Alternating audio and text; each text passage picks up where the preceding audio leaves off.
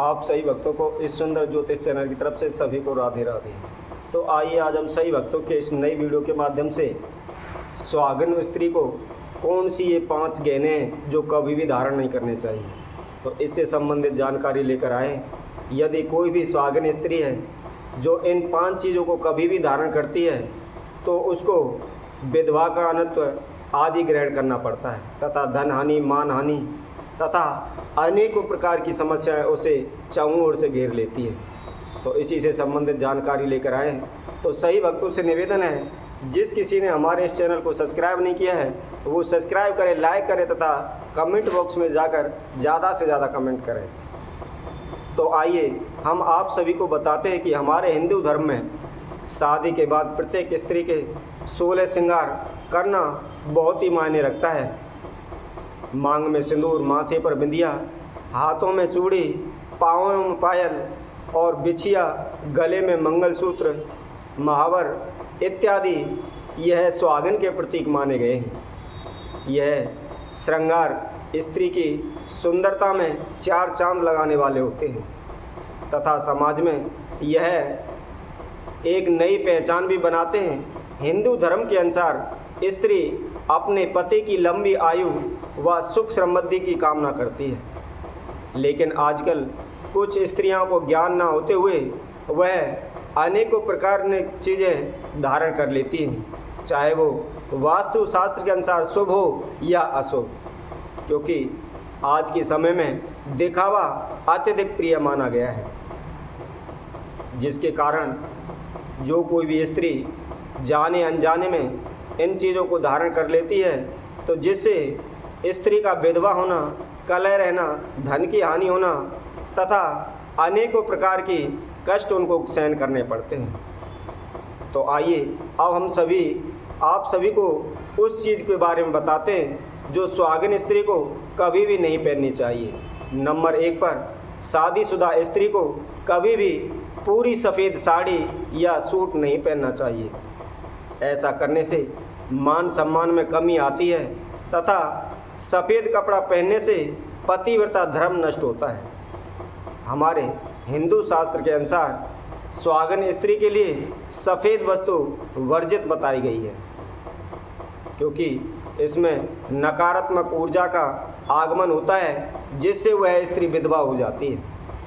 इसी तरह नंबर 2 पर हम बताते हैं, आज के समय में दिखावा करने हेतु, सुंदर देखने हेतु स्त्री पैरों में सोने की बिछिया तथा पायल पहन लेती हैं, जो कि शादीशुदा स्त्री के लिए अशुभ मानी गई हैं। पैरों में कभी भी सोने की चीज़ नहीं पहननी चाहिए, इससे कुबेर महाराज रुष्ट हो जाते हैं, उनका अपमान होता है, जिससे रिश्ता टूट जाता है और अनेकों प्रकार के संकट उन्हें चारों ओर से घेर लेते हैं। इसी तरह नंबर 3 पर हम बताते हैं, हमारे हिंदू धर्म में सिंदूर के बिना शादी अधूरी मानी जाती है। यह सुहाग की निशानी मानी जाती है। यदि कोई स्त्री सिंदूर नहीं लगाती है तो वह अभागन या अशुभ मानी जाती है।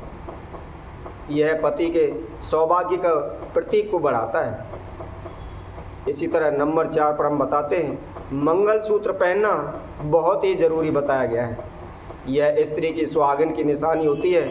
कहते हैं जो मंगलसूत्र धारण नहीं करती उसके पति पर अमंगल के काले बादल छाए रहते हैं। इसलिए स्त्री को मंगलसूत्र अवश्य धारण करना चाहिए। अगर किसी कारणवश कोई मंगलसूत्र धारण नहीं कर पाती है तो उसे पीले धागे में काले मोती पिरोकर अवश्य धारण करना चाहिए, क्योंकि कहते हैं पीला धागा माता पार्वती का तथा काला शिव जी का प्रतीक माना जाता है, और जो कोई भी स्त्री इसको धारण करती है उन्हें अखंड सौभाग्यवती होने का आशीर्वाद प्राप्त होता है।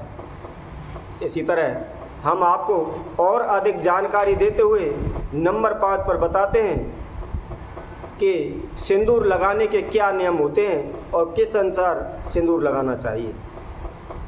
नंबर 1, सिंदूर अच्छी जगह पर रखें ताकि किसी बच्चे के हाथ ना लगे।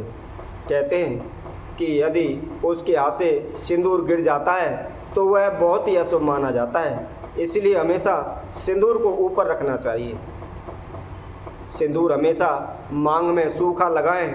वैसे तो आजकल गीला सिंदूर भी आने लगा है जो बहुत ही शुभ नहीं माना जाता, क्योंकि उसमें अनेकों प्रकार का केमिकल मिला होता है, वह शुद्ध नहीं होता। इसीलिए हमेशा सूखा सिंदूर ही मांग में लगाना चाहिए, क्योंकि यह अत्यंत ही शुभ माना जाता है। और वैसे भी सिंदूर लगाते समय उसका सिंदूर जैसे उसकी नाक या आंखों पर या मस्तिष्क पर गिरता है तो ऐसा होने से बहुत ही शुभ माना जाता है। कहते हैं इस तरह सिंदूर मांग भरते समय आंख या नाक पर गिरता है तो वह संबंध को गहरा करने वाला होता है। इसी तरह नंबर 3 पर हम बताते हैं सिंदूर को हमेशा किसी दूसरे के सामने नहीं लगाना चाहिए। ऐसा करने से वह टूट जाता है और उसके द्वारा उसके पति की स्वास्थ्य हानि होने लगती है, उन्हें शारीरिक समस्याएं घेर लेती हैं, मानसिक उच्चाटन होने लगती है। और इसी तरह हम आगे आपको नंबर 4 पर बताते हैं अगर सिंदूर नीचे गिर गया है तो उसको उठाकर कभी भी नाली में या कचड़े में ना फेंकें, क्योंकि इससे सिंदूर का अपमान होता है और सौभाग्य में कमी आती है। अगर किसी कारणवश सिंदूर नीचे गिर जाता है तो उसको उठाकर सर्वप्रथम मस्तिष्क से लगाएं और उसके बाद किसी भी पेड़ पौधे की जड़ में डाल दें।